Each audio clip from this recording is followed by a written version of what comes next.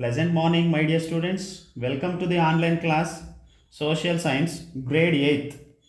So, History, chapter 8th. Today, we are going to learn about the Guptas and Vardhanas, page number 62. In this chapter, you are going to learn about the important Gupta rulers and their political achievements and their great contribution to the literature in the field of science as well as religion, etc. And also we can understand about the famous rulers expansion and the growth of Gupta empire.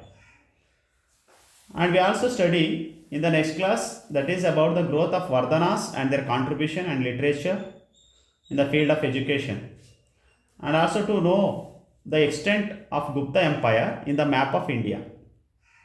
Now let us understand first in the introduction, when did these Guptas started their rule in India? So these Guptas ruled especially in North India, that you can see in the page number 63 map of India. Especially they ruled most of the northern India. So they are bordered here. Some of the places, Prayag, Pataliputra, okay, Mathura, Delhi, Taneshwar, so up to Karachi. So this is the place where the Guptas ruled. Okay, so this is especially they ruled in North India. So when they started their rule, actually after the fall of Mauryans and Kushanas, so the Guptas came to power, okay, by 275 C.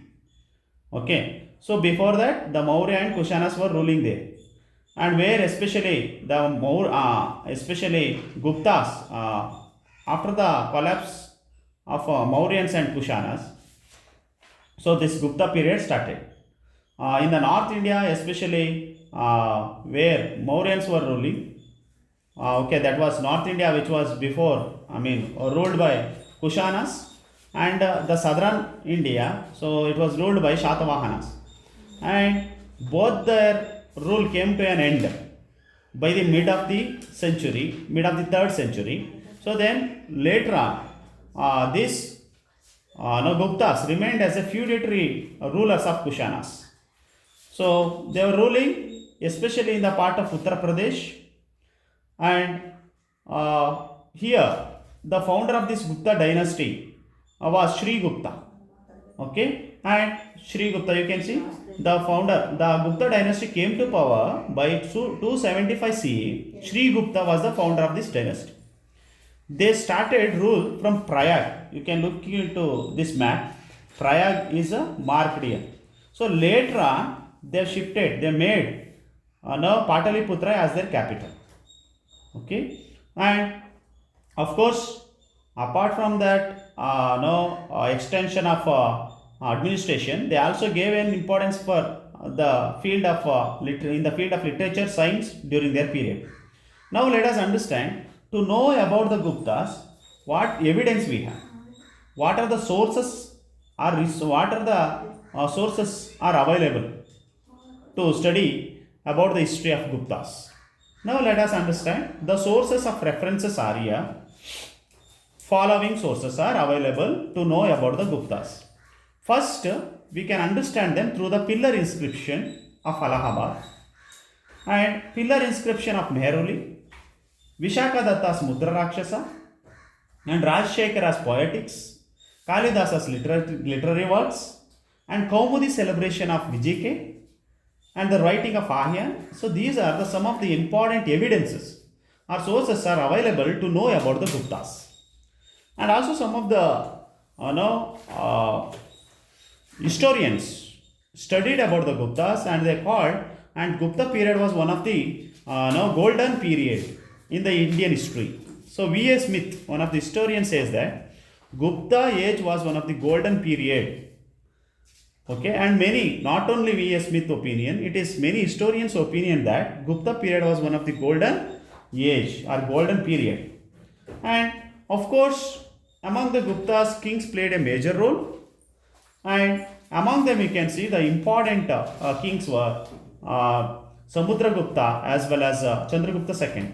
They were the notable rulers among Gupta dynasty, and kings were playing major role. Politically, they were strong. At the same time, here we can see the Chandragupta first. He is known as the first historical person of Guptas. He has got married to Lichavi Princess Kumara Devi, and he also strengthened the status of Guptas during his period. Okay, and later on, after his period, so the Samudragupta came to the throne. Okay, and after Chandragupta, we see his son. So Chandragupta's son Samudragupta came to the power. His achievement is really commemorated in the Allahabad pillar inscription, and which was now inscribed by Harisena, and where that was in Sanskrit language, and is also inscribed in the Ashoka pillar. Today we can see Ashoka pillar. So of course we can say that during the time of Samudragupta, most part of the western part, especially in the northern part, especially most part of India was under the rule of Guptas during his time. And whenever he did some achievement, he used to perform Ashwamedha Yaga, so which he has really practiced now the traditional way of rituals, so which was related to Vedic rituals. And he was not only a now great warrior, a great conqueror, but also a great poet, and he was a lover of music too. And he was passion for music can be seen in the gold coins which depict him playing on the veena. And so these are some of the sources which are available to know about Guptas. And one is the iron pillar at Mehroli, Delhi. So that is near Qutub Minar. It's one of the important now pillar now inscription, or we can say that pillar Mehroli, where we can see the important about the writings, okay, and also the great now heritage which was 23 feet high, okay, and 6000 kg weight is one of the finest example for the technical skill. Okay, Qutub Minar. Okay, and that is near Qutub Minar. We can see Mehroli iron pillar. Okay, and apart from that, there were some of the court poets who were existed in the court of Samudragupta also, as well as Chandragupta, and we can see there during this time Kalidasa. Okay, one of the great court poet. Okay, Kalidasa, who wrote Meghaduta. Okay, one of the now poetic creation of Kalidasa. Okay, so that is the story. It is there. Please read once you understand. And after Chandragupta first, his son Samudragupta came to the throne. After Samudragupta, Chandragupta second expanded his kingdom of Samudragupta, and he also defeated Saka rulers and made western part of the Gupta Empire.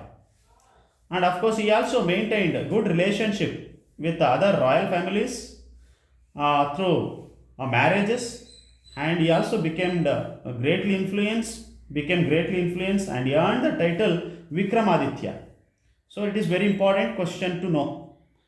Okay, who earned the title Vikramaditya? So that is Chandragupta second. And apart from extending his empire, he also gave importance for the now art and architecture, okay, literature and art, rather than for its battle. Okay, and we can also see the great poet dramatist Kalidasa. Kalidasa belongs to this age. He wrote Meghaduta, Raghuvamsha, Kumara Sambhava, and Ritu Samhara are some of the important poems which were written by Kalidasa. At the same time, Abhignana Shakuntala is one of the noteworthy drama, and Shudraka wrote Brutchakatika, and Vishakadatta wrote Mudra Rakshasa. So these were some of the important literary works that we can understand.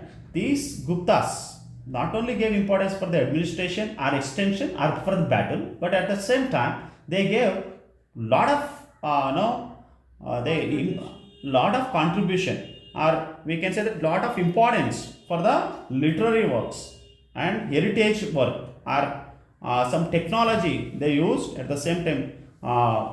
They gave also importance for the religion, and the Gupta Empire was subjected to continual attacks of because of continual attacks of the Huns.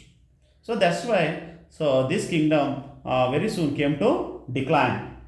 And apart from that, we can also see there were some of the vassals in the court of the king, and these vassals were working as a middleman, where they used to guide to the king. So these vassals started to misuse the power sometime, and also there is a bureaucracy, and we can see some of the vassals were Kumara, Amatyas. They had various positions in the administration, and of course the administration was decentralized. The priests received many grants. At the same time, some of the priests were granted some. Some of the villages were granted by kings, and of course there was some of they used to look after those areas, and of course they used to enjoy the financial and administration power, and it was also, but also it became independent in all matters. However, over a period of time, what happened? Inhabitants of farmers, artisans, these were under the clutches of landlords, and of course they suffered a lot.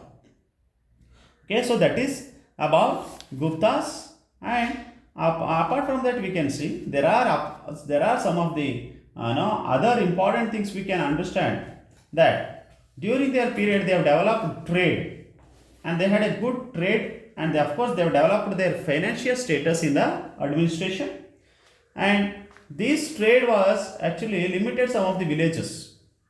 And finally what happened, because of the collapse of the trade, so some of the important city centers Pataliputra got reduced in the size.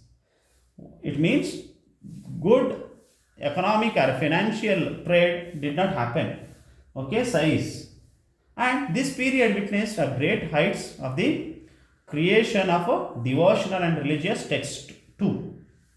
We can understand Puranas, Dharma Shastras were studied by the people, and at the same time Varahamira, Bhaskara, Aryabhata, and Sushruta, Charaka, they were the great scientists, or we can say that they gave more importance for the field of science.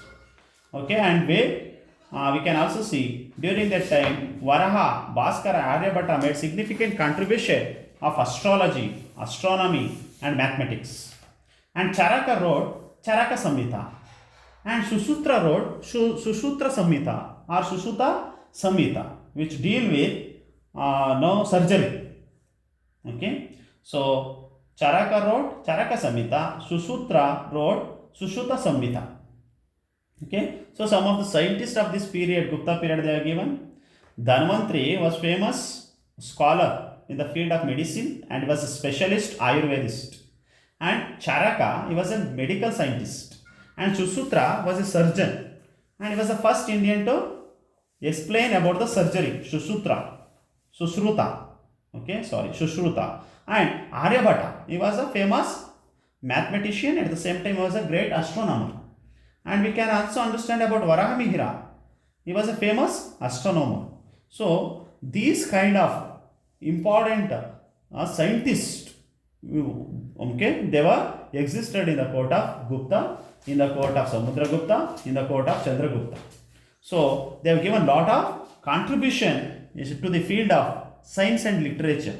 If we understand about the administration, maybe it is a less contribution in the extension, but what was the great achievement we need to understand. So these Guptas have given a great contribution to the field of literature and science. Okay, so because of them today we all are able to understand what exactly the science is about, what exactly about astronomy, mathematics, and these were the great support to the field of science, and these were the great people who really gave a great contribution to the society and to the country. And in the next class, let us understand about the Vardhanas. Okay. If you have doubt, you can clarify in the next class. Thank you.